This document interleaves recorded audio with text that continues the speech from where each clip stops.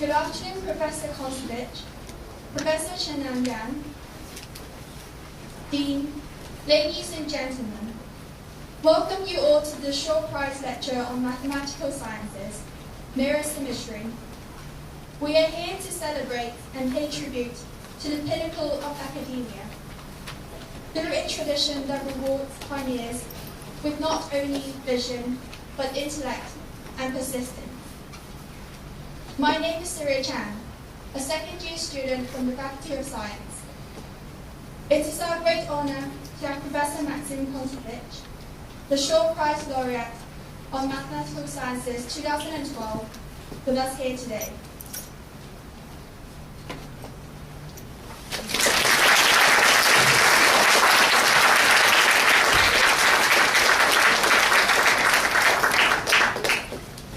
Professor Kosovich has made tremendous contributions to the research in algebra, geometry, mathematical physics, and particularly in deformation quantization, motivic integration, and mirror symmetry, of which its influence permeates every creative, scientific, and technological discipline. We are delighted to have you all here today to celebrate this meaningful event. The Shaw Prize, established under the auspices of Sir Romer Shaw in 2002, it is an international award to honour individuals who are currently active in the perspective field and who have recently achieved distinguished and significant advances. The award is dedicated to furthering societal progress, enhancing quality of life, and enriching humanity's spiritual civilization. May I now invite Professor Sun Kwok, Dean of Science of the University of Hong Kong, to give us a welcoming address and introduce our speaker. Professor Kwok and Professor Kosovich, please.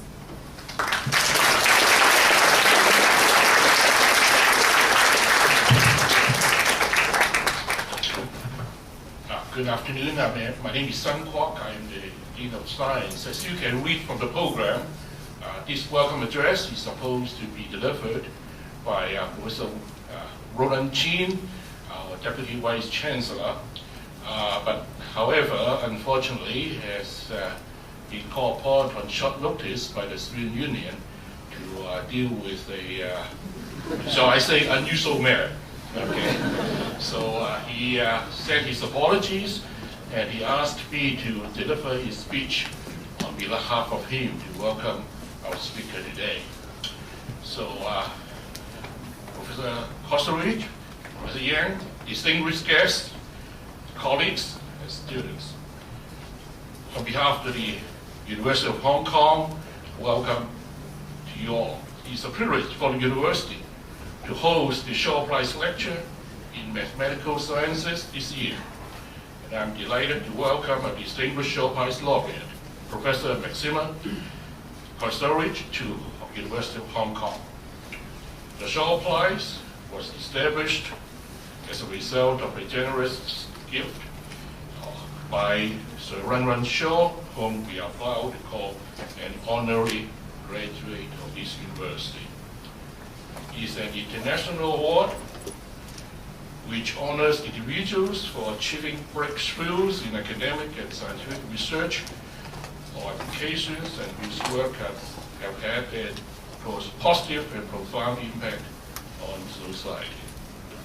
So it's very much an honor that Professor Kosovich will be sharing his insights, expertise, and experience with us today.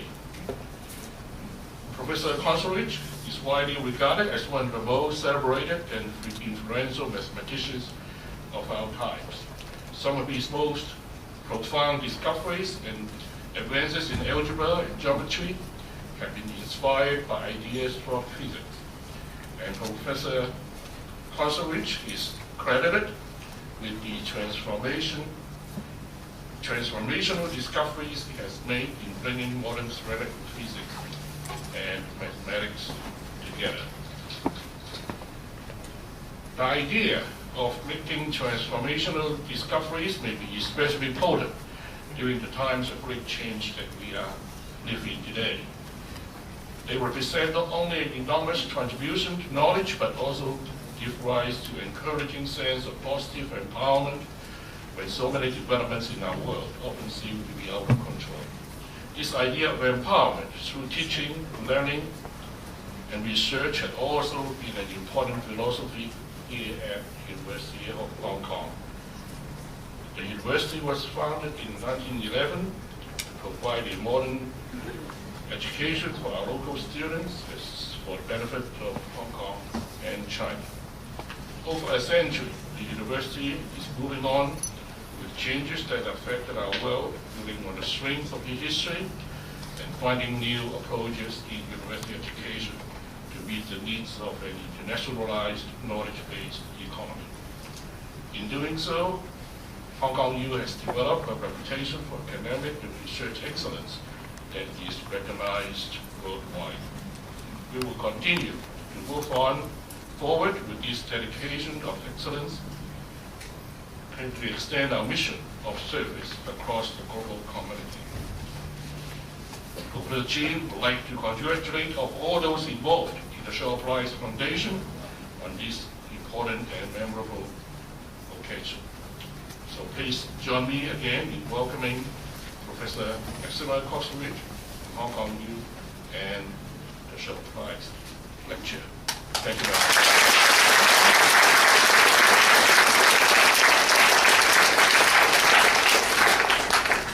So that was the speech. It was to be delivered by Professor Roland Chin. Again, I want to repeat that his apologies for not being able to say these words to you himself.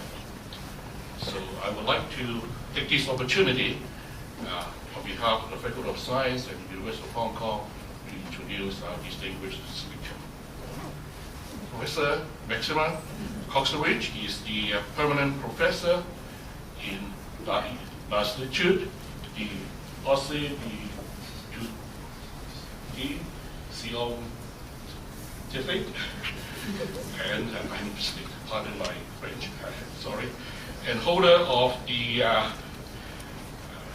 Akasa E.S.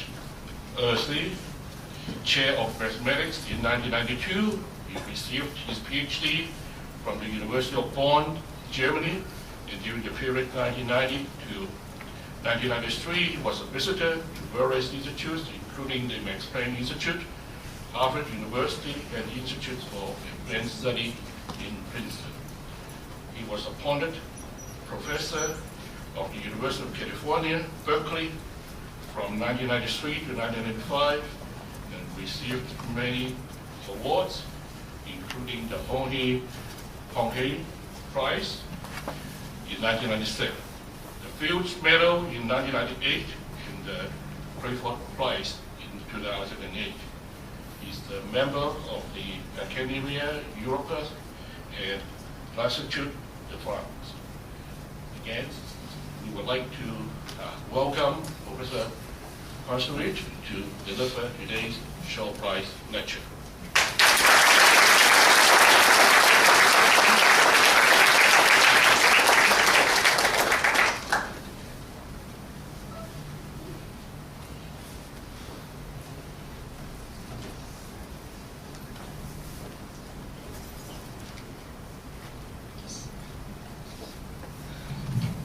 Thank you very much. And the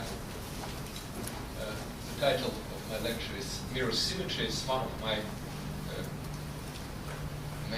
main interests in mathematics, on which I was working for the last 20 years, I have to say, and it's still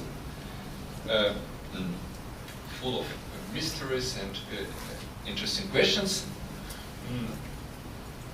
It's a bit hard to give public lecture on the subject, even for mathematicians, because it's based on very many different ideas. And when the subject started, about some special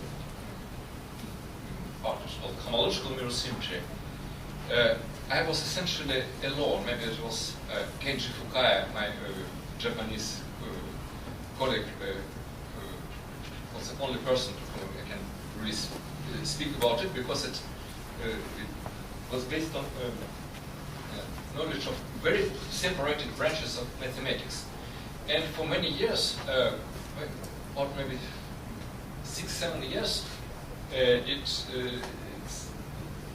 we were alone, but then and nobody from old generation was able to get into it. But then new young people appeared, and now we have a good, healthy community in the subject. Yeah, so and to explain it really to non-specialists will be even more complicated. Yeah, so I will try to do in some strange way. So I will go to some very general statements, some abstract ideas, and as a history of mirror symmetry I will explain later. Yeah. So this is a picture of human brain with some bit artificial colors, not to be too scary. Yeah, so our brain consists of two halves, left and right. Yeah, looks completely symmetric. Should be the same kind of sensing, but they play a very, very different role in our process of thinking. So the left half of brain, it's very formal. It's related to language and counting, and it's kind of our machine half, our computer part, the left hand brain. And the right half of the brain is responsible for geometry, intuition, feelings, and it's kind of real thinking.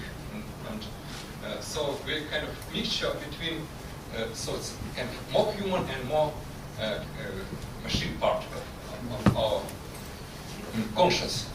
And this is, reflects in big division in mathematics. There's algebra, when you do some formal calculations and you write symbols, makes complicated notations, and that I think it's and there's a geometry. When you imagine some kind of shapes, maybe some kind of unclear figures, or you try to move from left to right and use your special intuition. And at least in my experience, it's impossible to work purely in algebra. You always secretly do geometry. But then if you want to write things properly, you introduce notation, so you go back and forth between algebra and geometry in your experience. Of course, there are some people, some mathematicians in history, like Ramanujan. It's not clear whether he has any geometric intuition at all. It was very formal. He was a genius calculating great functions, but I think it was quite deep in his brain was notion of analytic intuition, although he didn't know it. So he has complex numbers somewhere inside his brain. So I think he was secretly a geometer without understanding it. Because if you look on the formulas, it seems that you are kind of moving in some domains. You have really some. You should have some space to move. Okay, and the most part of and in 20th century there were many developments where we can call it triumph of geometry. So some algebraic theories which we developed to formalize structures. You have a good definition, but it's really impossible for human to work with it. And then people develop some kind of geometric intuition behind algebraic theories. I will mention a few examples without going to the details, and then go to some two main examples in my talk. For example, one example was came from logic. There was a big discovery about continuum hypothesis, and people that's independent from axioms of logic. And logic is manipulation of symbols. You don't really try to organize your thought, and then eventually people realize that what's the structure of the proof? You introduce some space, some sheaves, and the notion of truth and false, it will be some functions and so on. So you'll have some geometric intuition of shifts, also on a very primitive state of space, and it's what helps us to think. But another thing is theory of groups. You multiply elements, you study words and so on, and then Misha Gromov, my colleague, came, not only he, but other people, he came to the idea that the groups would consider metric spaces. Yeah, so and then it completely changes the subject. Or just very recent development, people tried to work on something called polycategory series, that horribly complicated diagrams. And people writing text several hundreds of pages, it's very hard to follow. But the new paradigm is all this complicated combinatorics is equivalent to usual geometry of manifolds with corners, and the works of Jacob Lurie is a very good example of it. Yeah, so now what I will speak the first part of the lecture is about two great geometrization ideas which came from, which arise in 20th century mathematics. How some abstract algebraic notions are encoded in some geometric type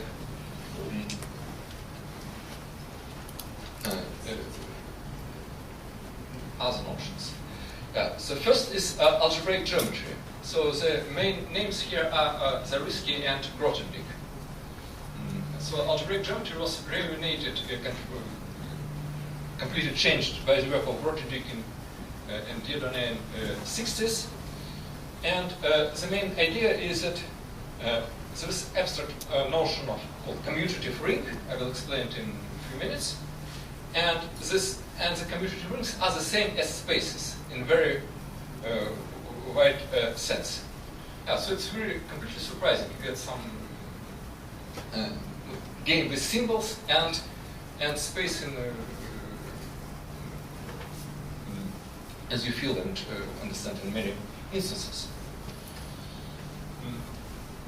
I write equality, but it's not exactly equality, but very close to it. Yeah, so that was major transformation in modern mathematics to have identified rings and spaces. Another development is less known. It's asymptotic analysis. There are many names I could call Jean Leray, Hermander, and also Sato. Very many ideas around. The idea is that a different type of algebraic structure is essentially the same as some geometry. Namely, the algebraic structure is called complex Hilbert space. And it's really important it's complex, not real. It's not completely algebraic because in Hilbert space we have some topology completion, but it's algebraic. And the corresponding geometric object is symplectic. It's called symplectic geometry. So consider real symplectic varieties. So the complex numbers are changed to something real, and which you draw and imagine that you are living. So I think it could be called algebraization of analysis, not of geometrization of analysis, not of algebra. And it belongs to and people who are interested in it was in it were completely different community from algebraic geometry. And what I'll explain, mirror symmetry combines two worlds in a sense. So first is what is algebraic geometry? If you have a space, some kind of geometric shape, line, circle, parabola, whatever, some curve, then one can associate functions on it, and the notation which now standard, the origins is, I think Grothendieck or maybe Zariski introduced it, it's O of x. I don't know what's the meaning of the letter O. Yeah, so consider functions. So at each point of your space, you get value of a function. The function can understand the same as a map from your space to a line in various situations. Functions could be continuous, differentiable, analytic, algebraic. But what is important, one can do with functions the same things which you can do with numbers. You can add functions, multiply functions, this also can subtract functions. You cannot divide because you cannot divide by zero, and functions, if you divide one function, it will take value zero, so it's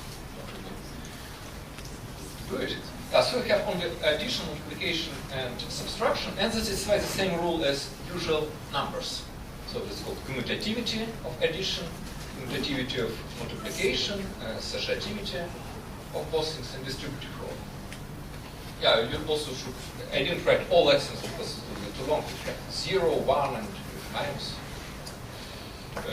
You know what I was thinking about, and these things are called commutative rings.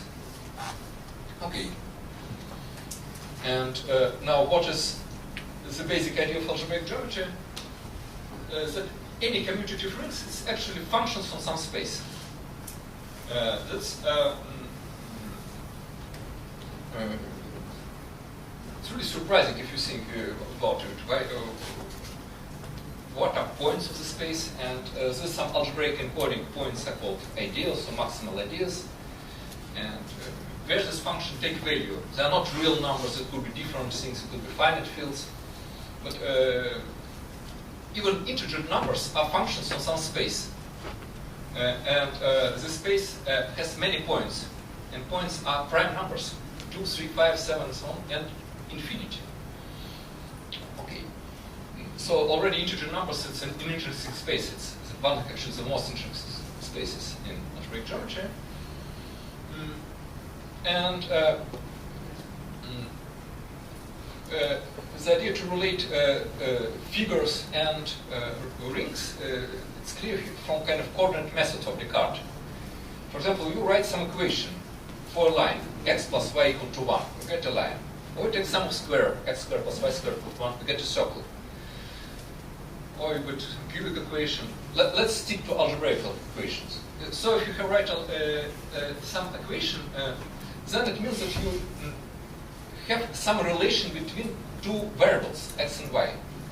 And you start to generate algebra. You consider all possible sums, products, but you say that these things satisfy certain relation. When you see x plus y, you can replace by 1, or vice versa.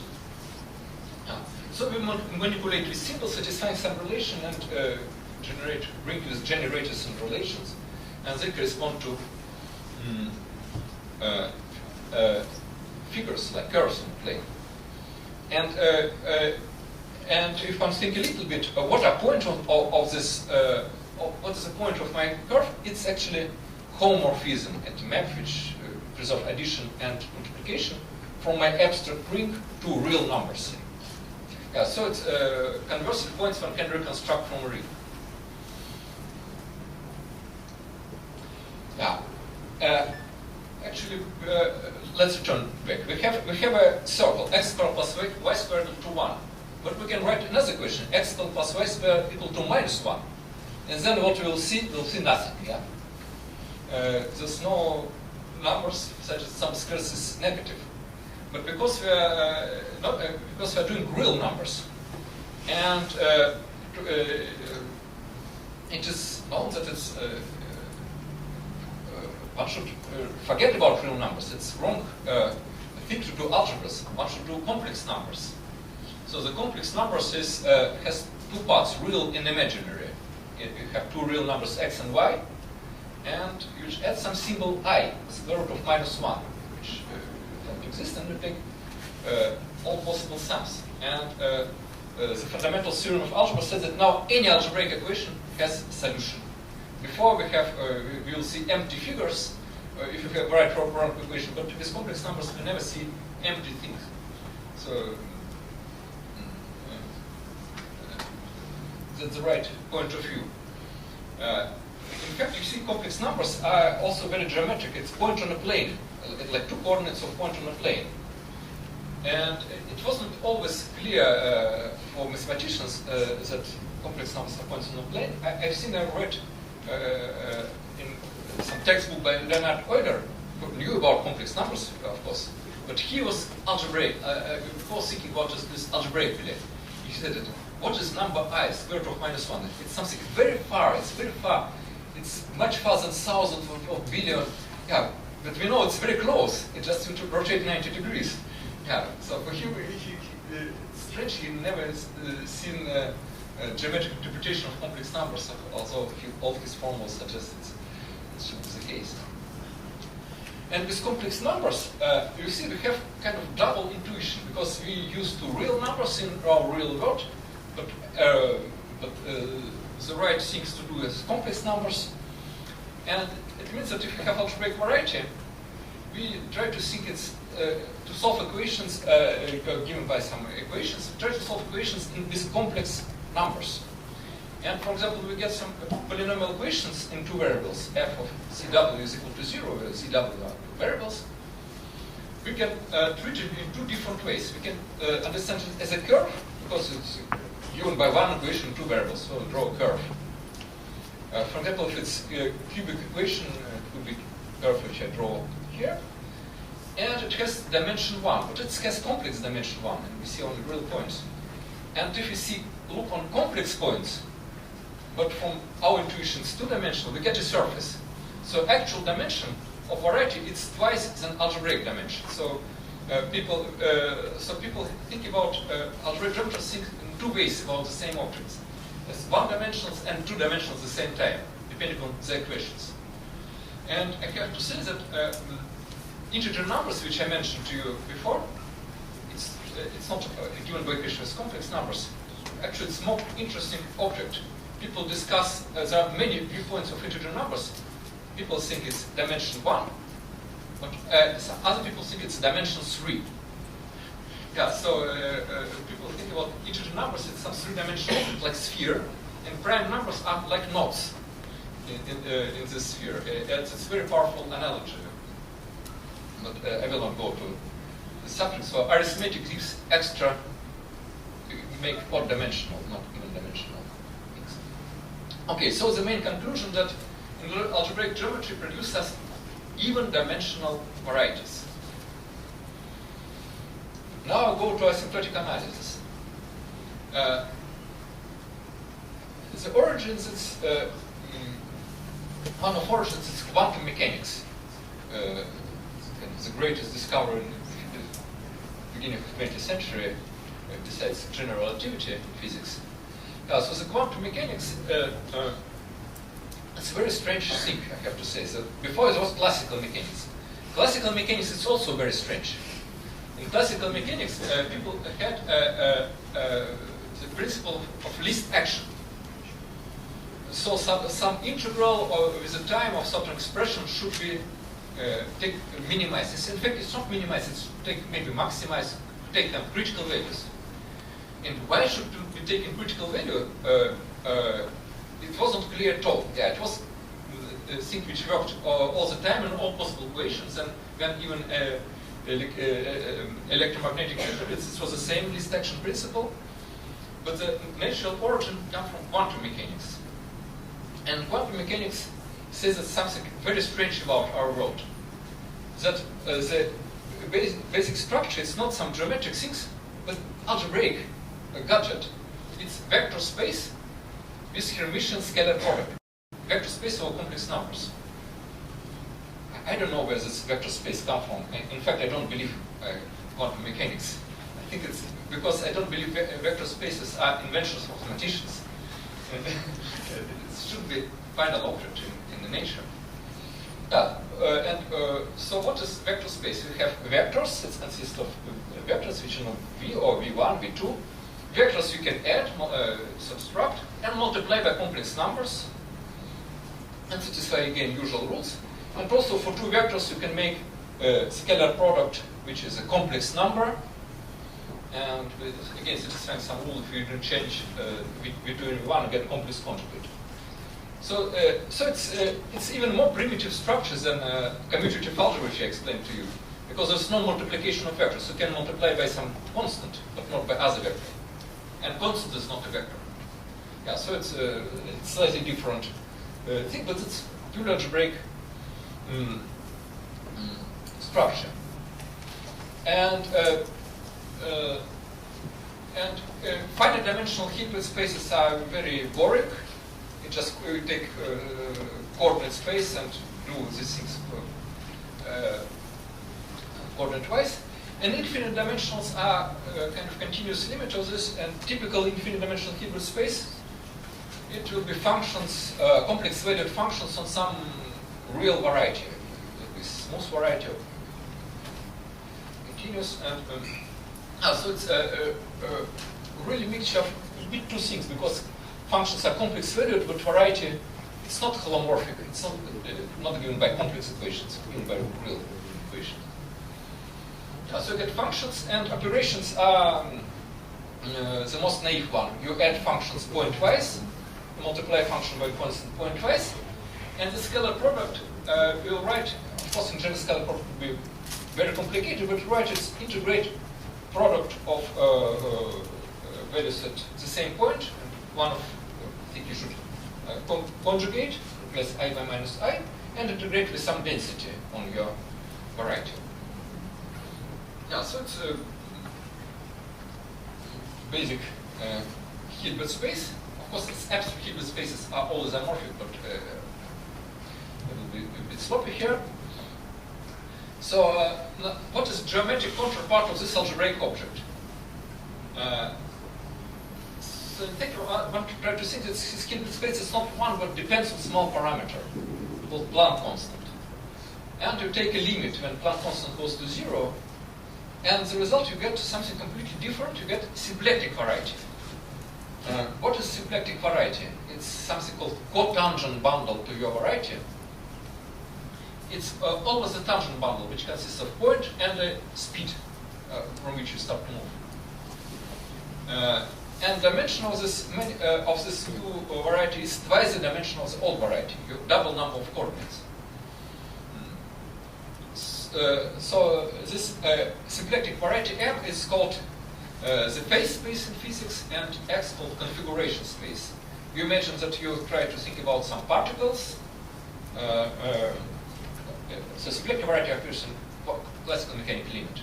You have configuration space of particles, but now you want to see the dynamic. You should also specify the initial speed, and because of metric, the tangent and cotangent things will be identified. So essentially, get a point on your phase space, and that dynamics will be some dynamics or some transformation of this variety.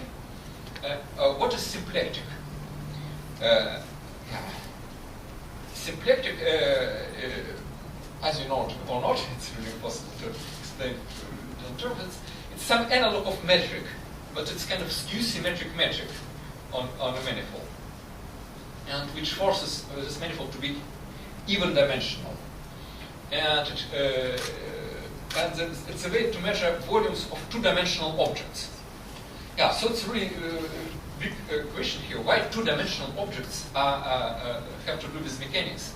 Mechanics has something to do with time, which is one-dimensional. And somehow, the symplectic form we integrate over two dimensions. It's something very strange, and again, mirror symmetry probably is related to something in this direction. Okay, and when you quantize the classical system, so the pure quantum states will be vector after scalar on this Hilbert space, so it's a function. And functions, when you plan constants very small, it's functions which is very fastly oscillate. Yeah, I draw the graph of oscillating functions. It's just a real valid function, because function should be complex values. It should also have imaginary part, which I didn't draw on my diagram. So it's functions very high frequencies. How the things appears in quantum mechanics? You should solve some Schrödinger equation, and you get quantum operators of second derivatives. Maybe last year. Yeah, so we solve this some differential operation depending on small parameter and h bar put in denominator. And you get such things which, this I describe the state of some particle, of electron, whatever. Maybe in high dimensions you get some one dimension. Yeah, so how we describe these highly oscillating functions? The idea is that this highly oscillating function you can replace by this correspondence by something much more smoother and pleasant to look, which is called Lagrangian subvariety in the cotangent bundle. So this oscillating thing I will replace essentially by ellipsoid.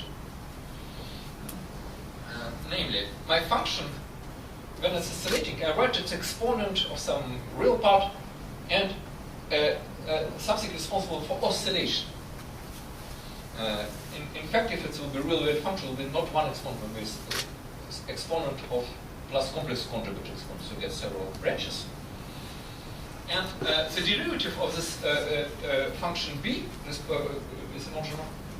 which is imaginary part, it's at each point it's the local frequency for this oscillation. So we'll write the graph of local frequencies normalized and divided by pi constant and get slowly varying thing which will be a graph of differential of some functions, so it will be a Lagrangian variety. Lagrangian variety in general is, in the symplectic manifolds it's subvariety of middle dimension. It's not two-dimensional, such in which the symplectic form vanishes. The volume of any two-dimensional piece in this Lagrangian variety will be zero. Here we just in one variable, so any curve will be Lagrangian variety. But the idea is that it's in classical limit, quantum states became a Lagrangian variety, dynamics became change of coordinates on this big new space M preserving symplectic structure, and so on and so forth. So we see that there are two origins of some geometric shapes coming from two different equations. One, understand what is commutative algebra, and then we lead to complex geometry, complex solve equations, complex numbers. Or we are thinking about classical limit of quantum mechanics and go to symplectic geometry, to classical mechanics.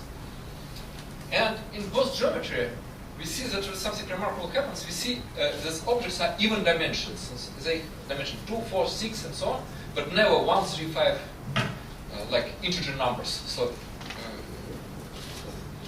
so they have something in common. They won't live in even dimensions. And in fact, these two geometries often coexist on the same space. And this is called Keller geometry. It was also introduced in the first half of the 20th century. It's a very important tool in complex algebraic geometry. You can use differential geometric tools understanding equations in algebra and vice versa. So Keller manifolds or Keller varieties, I think, which are simultaneously complex and symplectic. What is mirror symmetry? Mirror symmetry is a new relation between complex and symplectic structures. These structures now should be not on the same variety, but on two different varieties. And you have some parameters for complex structure on one variety, which will correspond to symplectic structure on dual variety, vice versa. So it's really absolutely new symmetry, and I have to say that it came really out of blue. So there were really almost no hints that this thing exists. There are, I mentioned, some few observations which were made maybe about 5 years before mirror symmetry. It was Arnold's strange duality. It was kind of numerical coincidence for some singularity theory, and more serious was Fourier-Mukai transform, but it's more technical. I will not explain it now. So now I'll go to historical part. How all these things started? It was started a bit hard to locate. It was maybe 89, 88. First time the ideas appeared. So it was around 1990. So in that period, the string theory was in full bloom, I have to say. Yeah, so people had to put great hopes that string theory will explain everything, and have the string theory says that instead of particles, you should have just moving closed from an open loop. This time it was closed small string, and it vibrates, and then if you expand, you see all fields which you see in nature, like Young-Mills field, gauge theory, gauge theory, and gravity theory, and so on. And also, it was nice why people put a lot of efforts to develop string theory, because in string theory, in string theory, you see that there's no problem with renormalization on short scale, so what's called ultraviolet problem disappear, but also for superstring, there's no problem in infrared, in high distances. So it seems that all kind of problems to make defined field theory resolved. Now, so I just wanted to have this habit. But the problem is that to have this supersymmetric string theory, one needs 10-dimensional space-time, which is not the case of our space-time, which is 4-dimensional. We have 3 space and 1 time. So it means that 6 dimensions are missing. We do not see him. And the idea is that this 6 dimensions should be kind of periodic or wrapped in a very small shape of very small size. So it was kind of heroic period. People believed that it solved all problems in physics. And but now, just to explain it, one should find what is the 6 dimensions, what the shape along the 6 dimensions should be. And the geometry from the supersymmetry constraints turns out to be pretty rigid, and it's called Calabi-Yau varieties. It's a variety with a metric.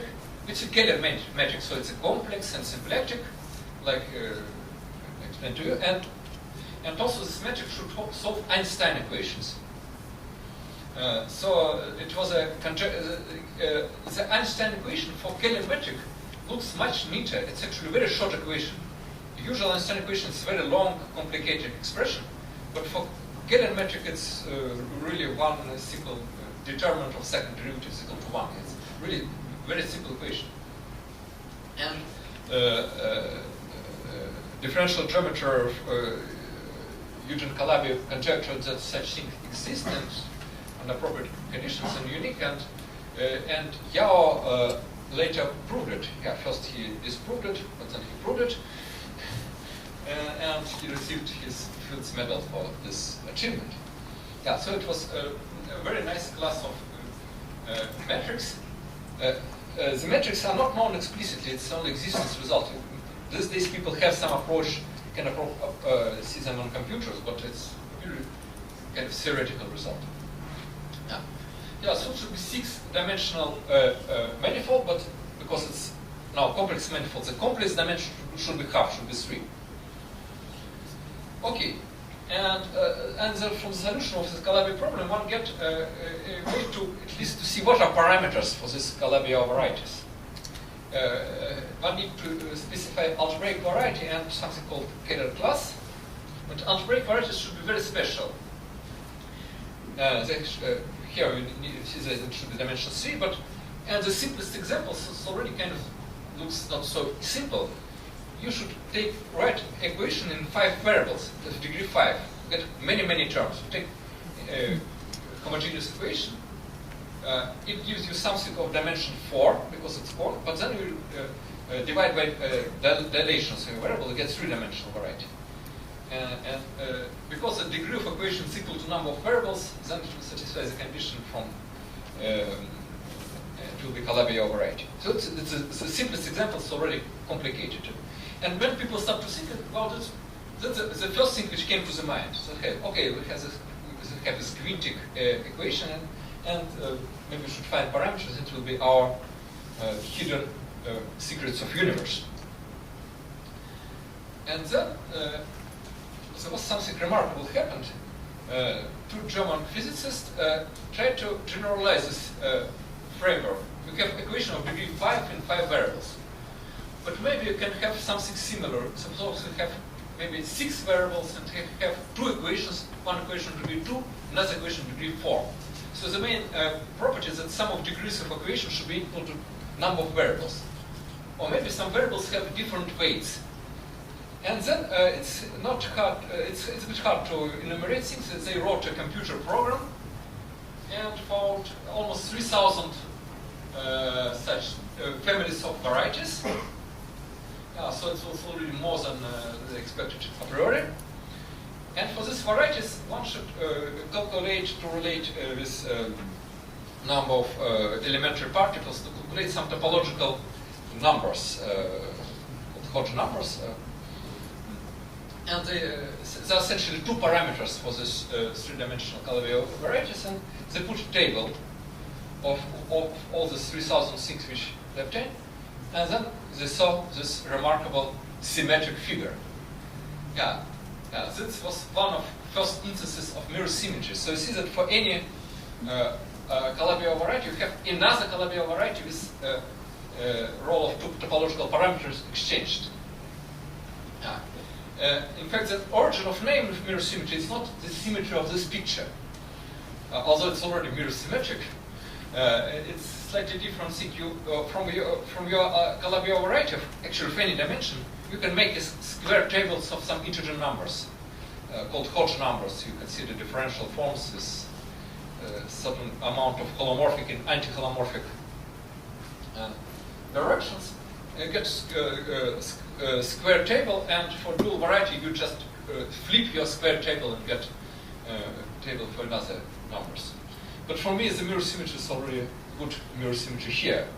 I have to say that it looks completely symmetric. You get 3,000 things, but then you see it's not exactly symmetric. Some pieces on the left don't fill some pieces on the right, and in fact, quite a big amount. I think about 400 points are not really have symmetry point, but you don't see it with the naked eye.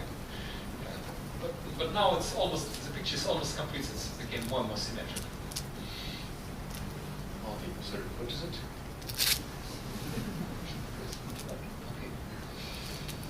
Okay. So we see that there was discovery of the zoo of Calabi-Yau threefold.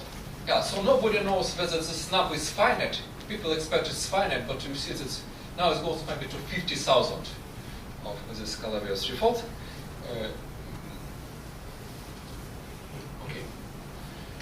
This was one of really shocking event for us mathematicians to see such a picture.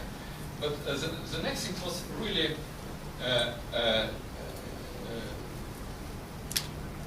got me. That was the first prediction of mirror symmetry in kind of concrete case. You get one explicit variety and another concrete dual variety, and there was some duality which leads to some new formula which has no precedence in mathematics. So it was worked by 4 physicists in the same year, 92.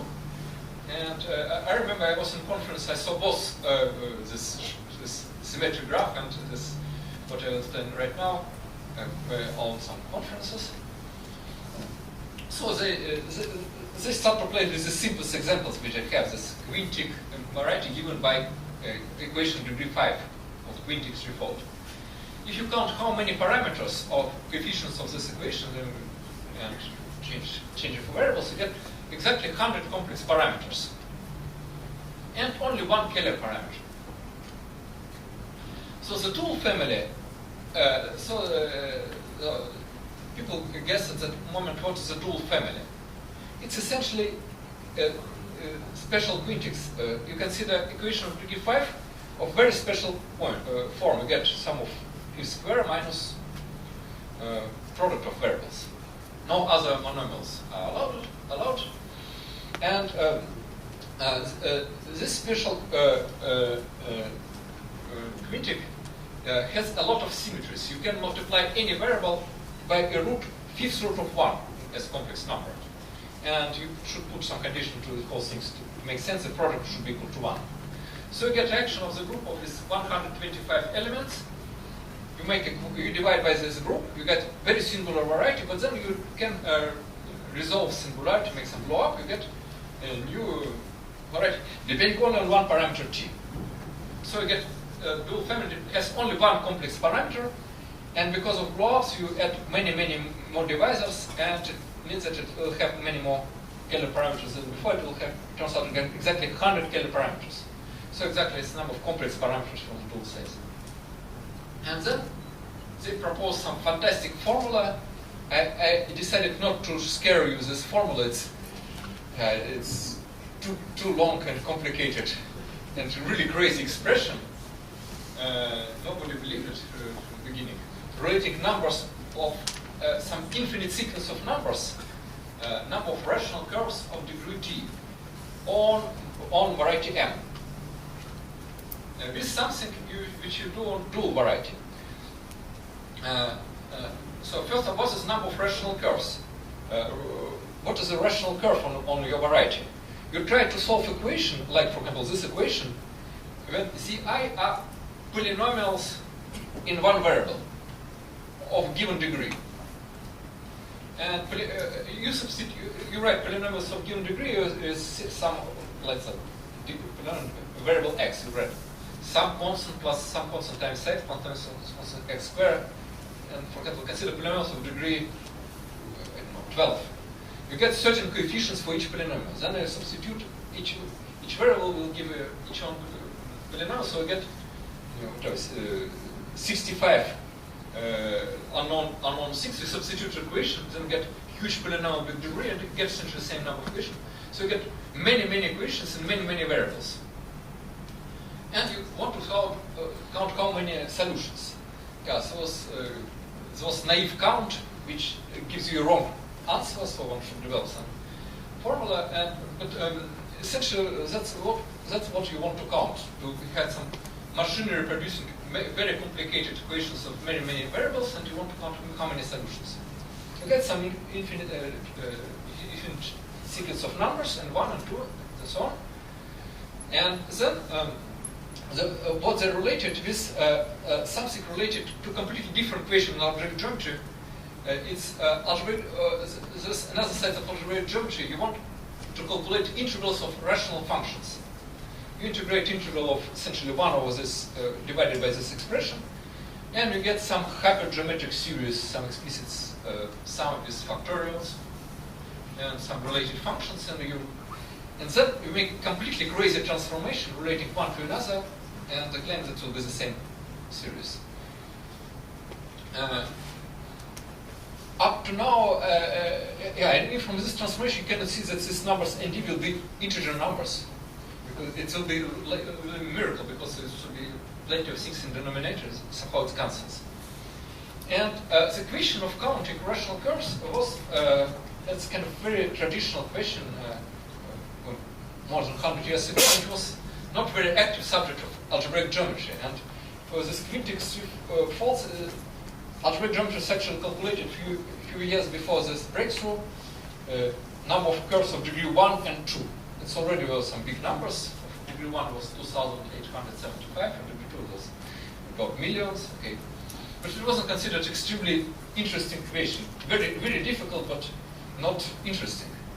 And then physicists came with this formula, and it was very hard to check. And the mathematician checked and got a different number. And you know who made a mistake? Mathematicians. Yeah. So eventually it was confirmed. Yeah. So it's also a very long development about how to define this number. Also, I made some work, foundational work, because it's also a bit not so straightforward. And the formula, this fantastic formula, was proven several times, but it was not conceptual proof. It's kind of calculation tricks.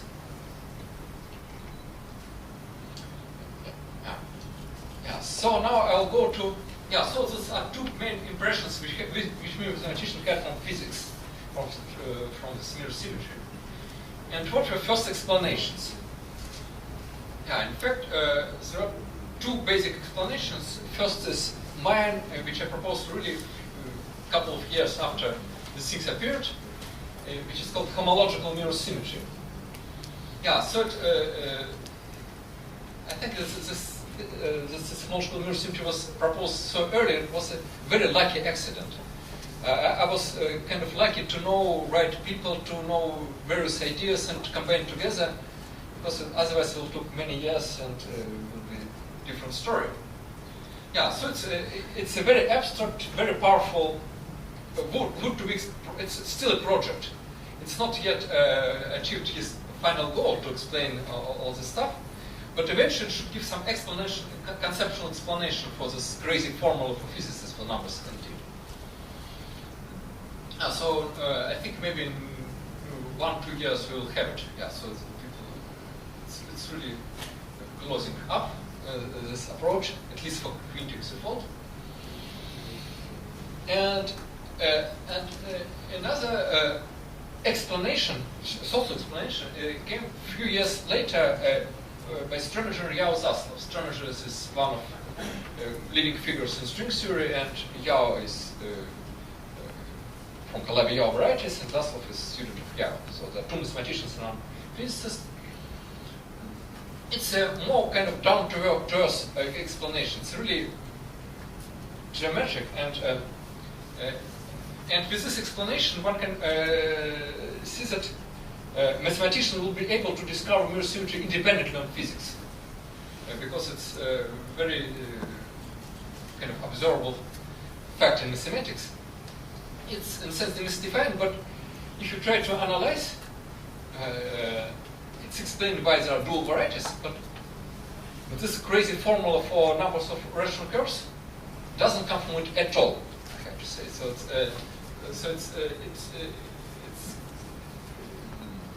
it's direct relation, but it doesn't explain this beautiful formula. And the best strategy now is by specialists in the areas is to consider just two both approaches, homological mirror symmetry and Strominger-Yau-Zaslav picture together, and use advantages of both pictures, and then things will come out naturally. I have to say that both things are completely conjectural. So, since homological mirror symmetry are now start to be proven in some examples, but geometric conjecture of Strominger-Yau-Zaslav is analytically extremely hard, and so we don't know it yet. So I will start with Strominger-Yau-Zaslav conjecture because it's really possible to explain it in easy terms. Yeah, so first of all, this mirror symmetry works in arbitrary dimension, not in dimension 3 as originally physicists taught us. So this, in fact, for many years I was kind of very angry with physicists because why is this dimension 3? Because when they speak about Calabi-Yau, they automatically meant dimension 3. And for me, it's much bigger world of all dimensions. But somehow the dimension 3 seems to be extremely special. So last year I see that it's the central question in mirror symmetry, really dimension 3. But all this picture is generalized arbitrary dimension. Yeah, so if you have Calabi-Yau variety, it has depends on some parameters. Some parameters responsible for complex structure, and other parameters responsible for Keller structure. And now you start to adjust your parameters. So you kind of have your dials, you just try to make change parameters and try to make your variety simpler. And you look on your variety as a metric space. And you keep it to have size 1, not go too big, not too small. And then you change complex parameters, and then it will degenerate, and its limit will collapse something which will be half of the original dimension. Yeah, so it collapsed to real variety of dimension d, because it was complex dimension d. It was real dimension 2d, now it's real dimension just d. And this real limit will have a singular magic. And the short directions which are collapsed will be near the limit will be essentially flat d-dimensional tori. Yeah, so the prediction from Strominger-Yau-Zaslav conjecture is that the limiting metric space is just the same for two dual families as a metric space. It's again, metric is complicated, it satisfies some non-linear equation called real Monchampère equation. but it will be the same metric space. So that's how mirror symmetry would be invented in differential geometry if string theory wasn't there. Yeah, at some point we will bump to the fact that you get limited in the same space. Yeah, and what about the tori? You get two tori vibrations. Of course, they are singular points, and the tori are dual tori to each other. So, in a sense, if there are some direction when the torus is slightly larger, one torus, and the dual torus is slightly smaller. Yeah, so it's kind of duality of lattices. And it's called T-duality. It's very simple, locally duality between physical series. So you get, these two dual varieties collapse to the same base. That's a strong real Lassner picture. And what is the picture of this base? For example, for quintic, it's a spell check, and for dual family, it's the same base. So we now have clean understanding. It's not rigorous, but we have clean understanding. It will be three-dimensional sphere. Yeah, so six-dimensional variety, I don't know how to imagine. I don't have enough imagination. But three-dimensional sphere is very easy. Just have our space and put pointer to infinity. So it's essentially our flat space. But now the structures are hidden in singularities. In singularities form a complicated graph in the three-dimensional space, which has 200 vertices and 300 edges. And the graph is actually not hard to imagine. I will explain how to do it. You put 5 points in our space. Put 4 points as the vertices of a simplex of tetrahedron, and the 5th point put inside. So you get 5 points, and you draw all possible triangles. You see that you get 10 different triangles, and triangles do not touch only along edges. So you get 10 triangles. Now, how I draw the picture? Fill each triangle by some standard picture, some small kind of honeycomb picture, which will have 5 things, and match them together, and then you get this your graph. That's the real picture of quintic threefold. If you look by any book popular book on mirror symmetry or look on the internet, you'll see some strange figures, which I don't know what do people mean. It's maybe real points or sections. It says nothing about the geometry of Calabi-Yau threefolds. The real geometry is my picture, which I suggest to do it. And maybe it will be better in computers. I will review computer simulated picture. It will be really some nice web, but it will really describe the structure. So the fake pictures which you see everywhere, don't trust them. Yeah, it's just for calculations. Yeah. Okay, so we have complete, in a sense, topological understanding of this quintic threefold, and metric also will be can be calculated pretty effectively. Okay, now what is homological mirror symmetry? And also something which exists in arbitrary dimension, like symmetry of conjecture, and so the my basic reasons to think about was the following. So, first of all, one kind of we consider half of mirror symmetry in a sense. Because what we do, we count holomorphic curves or holomorphic these spheres on one variety, and we make integrals of form for another variety, but these things depends not on all parameters.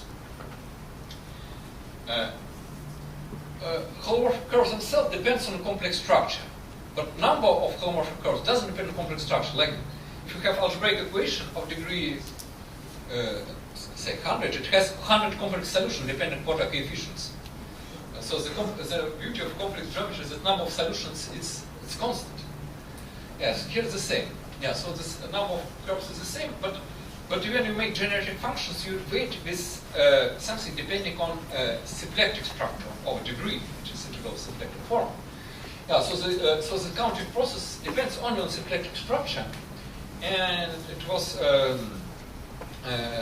ideas of Andres, Flor, and Grobov in symplectic topology that this re-invariant of symplectic structure, you introduce artificially maybe even no kind of almost complex structure, because not all symplectic manifolds have complex structure. You can only point each point you to this complex structure without integrability condition. You can still speak about holomorphic curves. Holomorphic curves are two-dimensional objects that have positive area with respect to symplectic form, and the counting problem is very well defined. So this thing is called Gromov-Witten invariance, and so it's invariant of symplectic structure. And the integrals of form depends on form, and you don't need this scalar class at all. So dual thing depends on the complex structure. So you see that we consider two dual varieties in we look through different glasses. On first variety, we forget about the all complexity or metric. We look at the symplectic variety, some object of classical mechanics in a sense. And dual thing we look at the complex variety, object of algebraic geometry. And I say that they give the same, they are the same in certain sense. Parameters on one thing correspond to parameters of another thing. And what does it mean the same? So my proposal is that they give the same non-commutative space. In what sense is non-commutative space? It's something like a usual space given by commutative algebra. And non-commutative space, it's a kind of formal game. It's given something corresponding to non-commutative algebra. One can add some more words. Algebra is a particular case of category, and also want some homological algebra. So the notion here was something very non-intuitive. It again was proposed by essentially by Grothendieck and his students. This notion of triangulated categories, very abstract kind of form of homological algebra to calculate homology in various situations. Yeah, so it's a very powerful tool and ubiquitous in many questions in not only algebraic geometry, representations, theory, and so on, but it's very non-intuitive. It's really, again, algebra, not geometry. Yeah, so one can do calculation, draw complicated diagrams, and things work somehow. Yeah, so the idea is that this should be such non-commutative space associated to each of these varieties. If you have a complex variety, so it's something essentially like commutative algebra, you forget about commutativity, and you kind of, it's completely formal thing, which is non-commutative algebra. So what does it mean to get a category? So it means you're interested in not on points in the variety, but on curves, on bundles, and so on. Yeah, kind of various bundles, more or less, or maybe on some varieties, bundles with singularities. That's what are objects of these categories. When we see the variety as non-commutative space, we can see that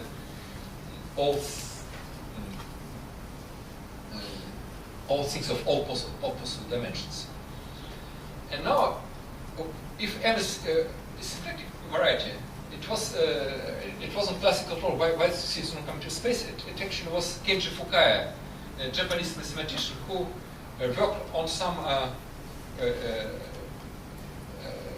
on symplectic topology, on this counting holomorphic structure, and there was some notes by Andreas Floer, actually committed suicide many years ago, so he wasn't present at the time, and Simon Donaldson, who also received a Shaw Prize. So there was some idea about counting holomorphic disk with some boundary conditions on Lagrangian subvariety, and then Kenji Fukaya, maybe it was 91, came to the idea that one can get this triangulated category. And when I listened to Kenji Fukaya and compared with other things I know, I realized that that's the source of mirror symmetry. So that's his interest was completely from a very special class of variety, but and this thing can be thought as kind of new type of quantization. So we associate something non-commutative. There was another thing called deformation quantization, which also appeared somewhere on this long road in this mirror symmetry. It's another non-commutative space associated with symplectic variety, and these things are different. The difference, roughly speaking, is the following. When you get Planck constant, In deformation quantization, you consider series in this Planck constant. You take something classical limit plus h bar times some plus 1 bracket and so on. And in deformation quantization, you consider much smaller entities. You get exponent minus 1 of Planck constant, something which has 0 Taylor expansion, which corresponds to kind of instanton contribution. You get series which you can even compare with other quantization.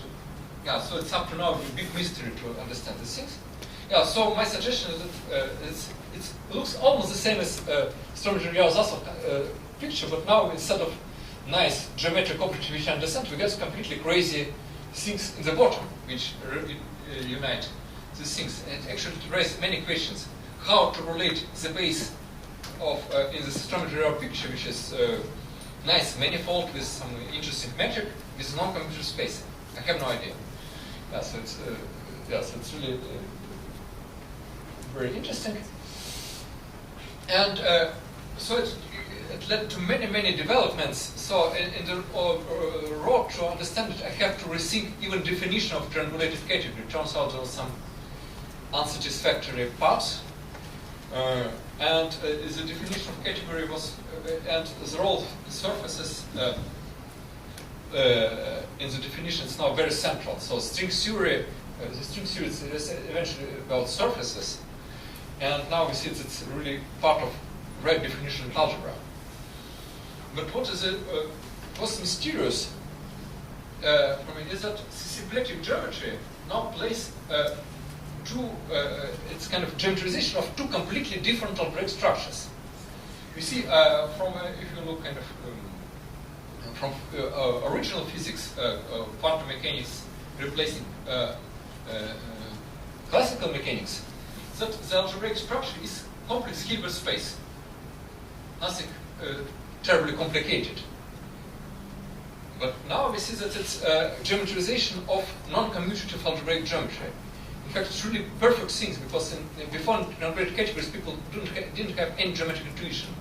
Now, with this picture, with this Lagrange manifolds, we can guess right equations, right answers, and it really became very nice and close to this part of brain, which is geometric. Yeah. So you see that we get two different things: complex Hilbert spaces, which are geometrized by symplectic geometry, and just non-commutative varieties. In fact, depending on small parameter, like constants, so defined over non-Archimedean field.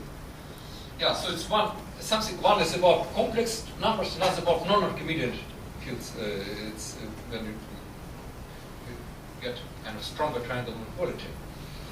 Yeah, so I found it to be extremely strange. So we have two different algebraic structures. We have the same things. So it suggests it's almost the same. But we don't see it directly. So what's going on? I really don't understand. So does it mean that instead there is some alternative to quantum theory based on this pure algebraic gadget, this non-commutative algebraic geometry? Because effectively there looks to be given essentially the same structures. Yeah. Okay. Thank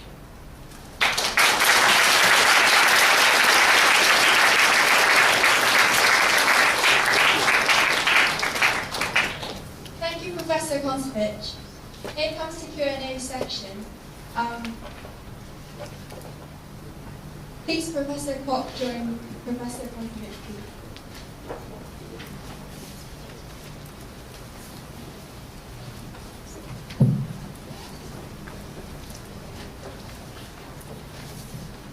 Thank you very much. The floor is now open for questions.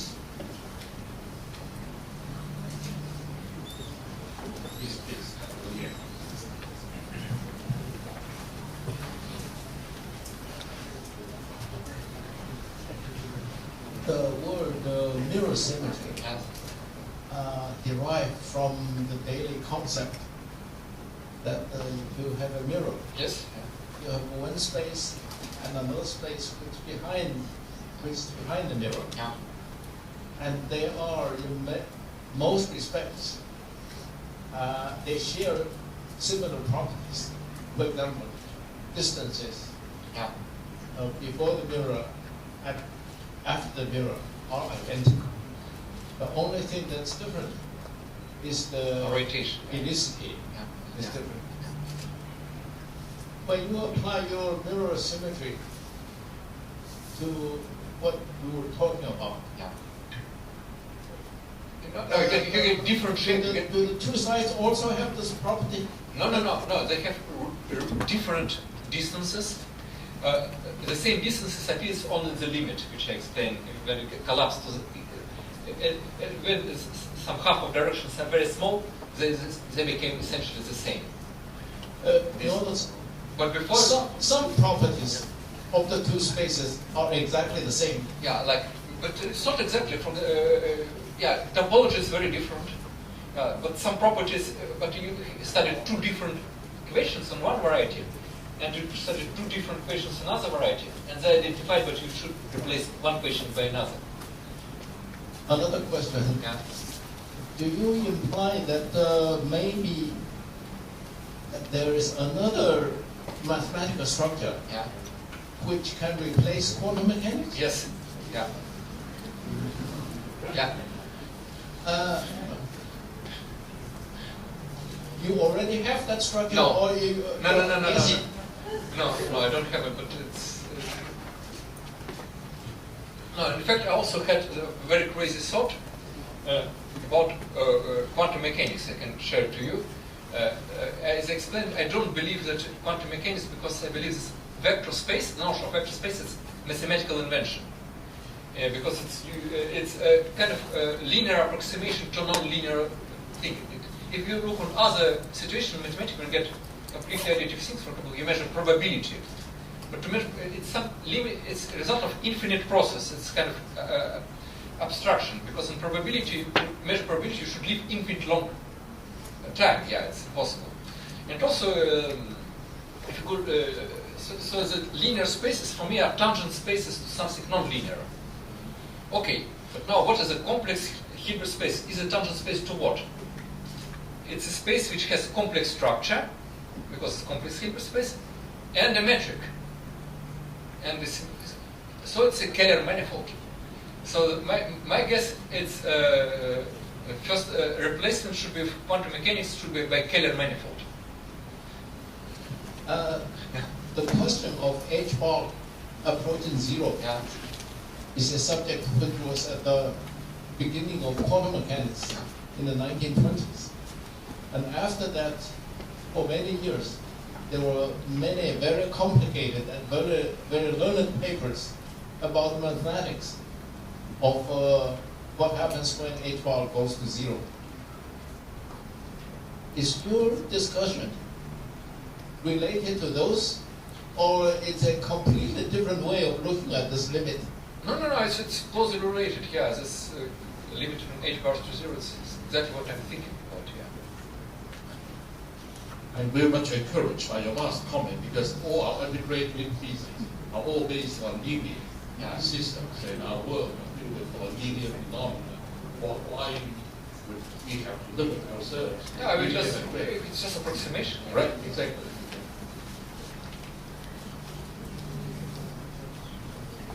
Yes, please.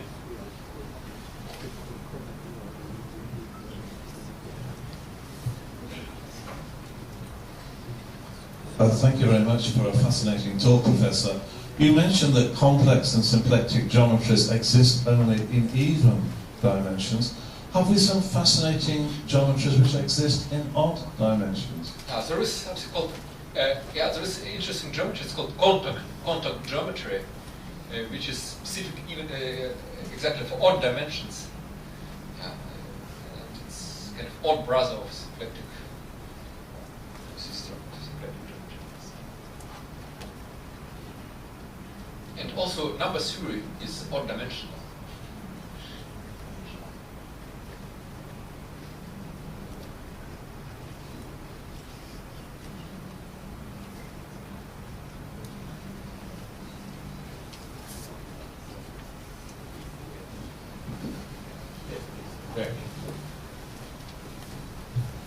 Thanks for your excellent talk, Professor. And here is a technical question. So you are talking about some alternative choices in the quantum series, and also I think up to this point there are already several candidates for this kind of geometry, the so-called pattern geometry. And I think one of them is very famous for Alan Cohn, for Alan Cohn's non-commutative geometry. So would you please make some comments on his work? Yes. Yeah. Yeah. As And, something like that. yeah, in fact, Thank you very much. Yeah. In fact, the work of Alan Cohn was very important for me. What he developed, he developed a non-commutative geometry of certain kind. Of kind of very rough kind, which are kind of probability zero measure space, or topological space, or maybe C-infinity space. But he never developed what is holomorphic non-commutative geometry, and we still don't know what is it, and it's one of the important steps which should be done. Because in non-commutative geometry, and he invented cyclic homology, which was important structurally to understand what's going on in mirror symmetry. But and this non-commutative algebraic varieties are it's algebraic discretion, but in usual geometry we understand varieties in many ways. It's analytic, and the way to go to from algebraic to topological is not yet done. It's one of key questions in the area. And also, I dreamed, for example, how one can make many replacement algebraic geometry go into non-commutative root, and that's what is necessary. For example, Cohn's theory gives a new notion or a new definition of integral. Usually, if you study integral, you want to integrate some expression over some cycle, you should study analysis, manifolds, and so on. And Cohn's theory is replaced by taking trace of some tensor. Yeah, so it's completely different formula for the integral, and it's a very exciting direction.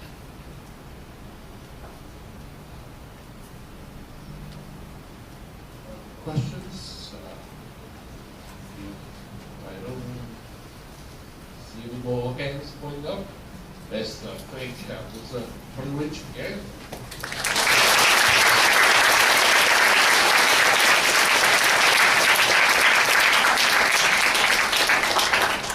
Thank you both. Would Professor Pop and Professor Konstovic for the presentation of souvenir?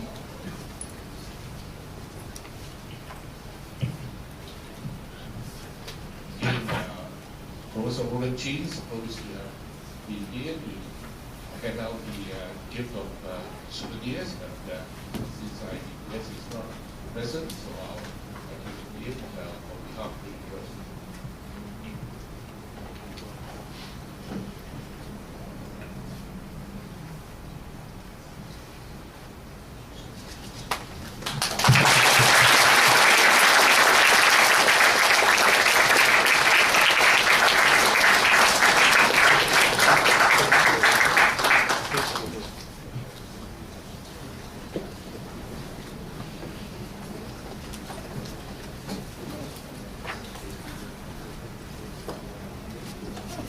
Thank you very much for coming today. The short prize lecture is now concluded. Please join our speaker outside the reception and have a nice day.